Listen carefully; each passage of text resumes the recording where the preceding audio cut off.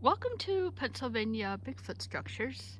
On today's episode, I'd like to tape this here, and it's two tree trunks in one tree. And this is very similar to lots of stuff that I find. And this is a classic example of how did that get in there? Because there's no source for that white tree. And that's a sycamore. And also, that tree is humongous, and it just begs the question, why would somebody put that back in there? And also to note on this one, the other ones have always, I shouldn't say always, but most of them have a saw cut on the end of the one end and then stuck into another tree. Now this one is a natural. This has no saw cut, yet there's no source for that tree. So if that was natural and it fell in there, that trunk should still be right there. And so I'll walk over there and share that there's no source for that tree right there. And so I'm just coming off the so this is an extremely popular trail, and I was the only one on here today, so it is very unusual to be out here by myself. I mean, I haven't even seen one other person, which is amazing. So I had the whole place to myself. And okay, so right quick, I really want to come over here and share. You have to wonder who's putting this in there. And then the second is note how big that tree is. I mean, it's not just like something like this. It is probably more along the lines of the size of the tree that it's actually sitting in. Alright, so we're going to walk over here. First, I'm going to share that there's no source for that tree. So take a good look right here and note the size of that white one.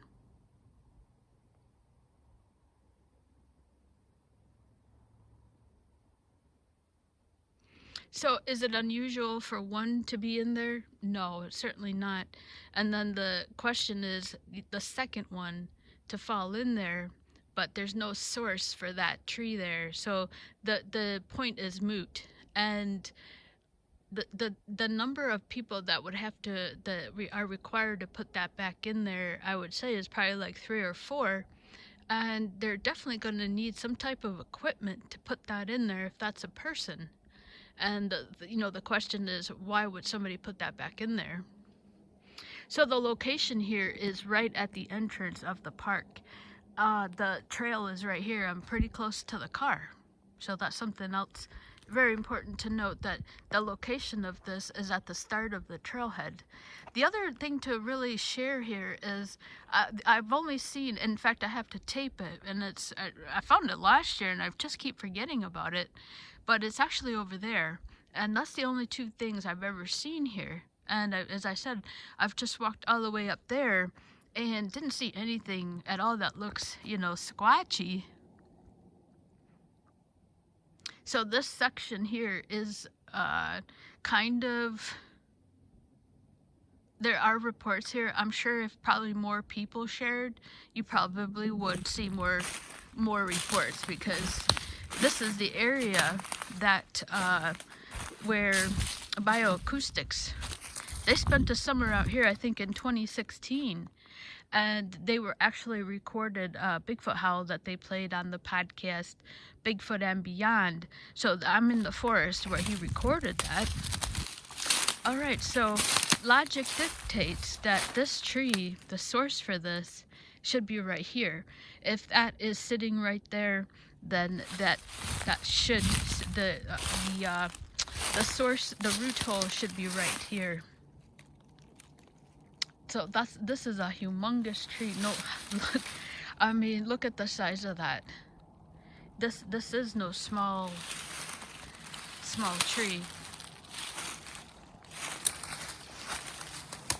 I almost forgot to look. I was so enamored with the white one, I forgot to look if this one had a source here. So this one could, no. I was gonna say, where is this one coming from? This one, I thought maybe it was coming from this, but this was also placed in here. I wasn't too concerned about this. Let me finish tapping over here.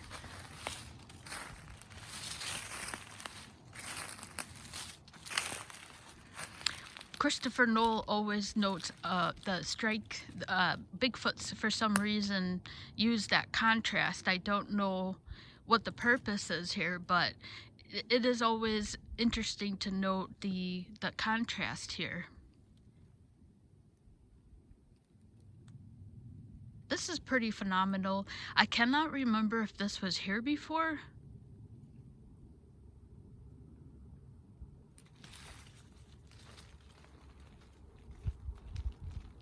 Okay, so I was really excited about that first one, but now seeing this one.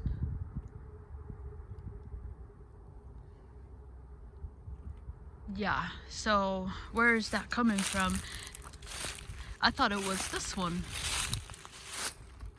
But this one is humongous also, and that is not coming from this tree here. See, it tapers at the top. This is a good size in and of itself right here. That's not coming from this tree.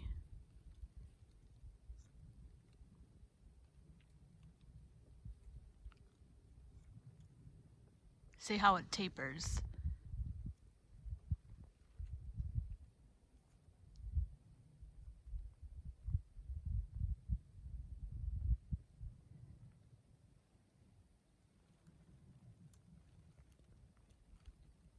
Look at that. I mean, it's huge. Yeah, so there's no source for this. That's the, you know, like what? So, you know, I mean,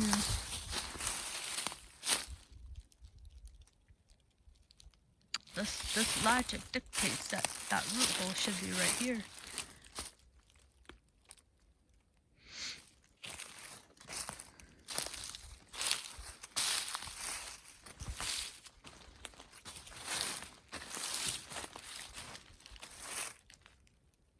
I'm still trying to determine if that's coming from here, but I don't think so.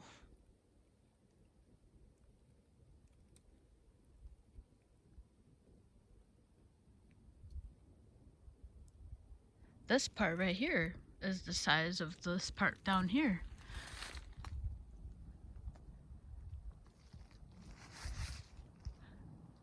Look, it's small at the top.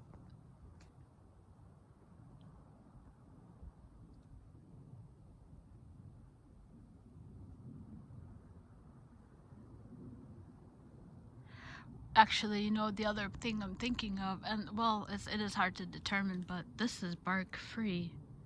Both of these are bark free. Now, Christopher notes that they do take off the bark, but that could be natural on this one. Could that? I don't know if that's coming. I think this is too big to be a part of this one. That's coming from the top. That big thing has to come up from the top there. I'm against this being a part of this tree.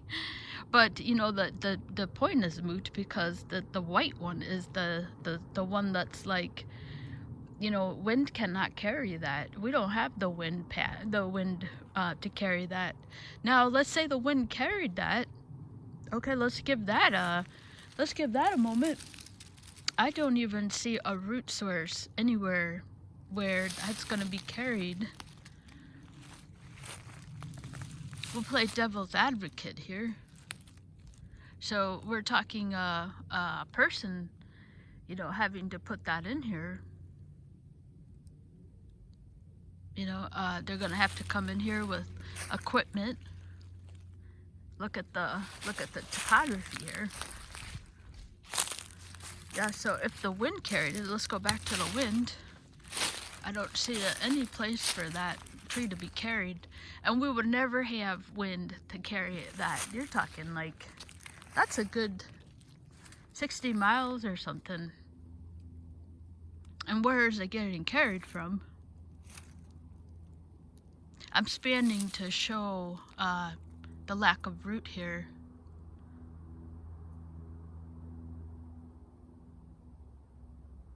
Let's take a look at this one.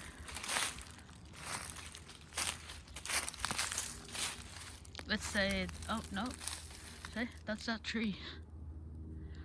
I love when I can make a case for like something so strange like this. But really, it's like, I mean, so the wind is not even, the wind isn't even what do you call it, a possibility. So that either leaves a person or a Sasquatch if they do this. So for me, this is number 6, where something is stuffed into another tree. There's no source for it. So here's a great view of the nearby trees. And here you can really see how this tapers at the top. So, you know, where is this one coming from?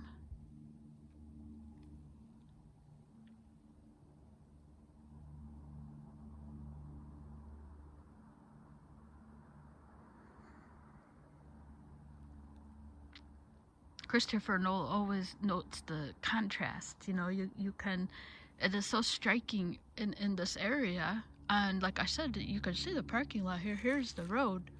So we're right by this is an entrance. I'm going to descend the hill and get down to the parking lot. So just another strange whodunit and why.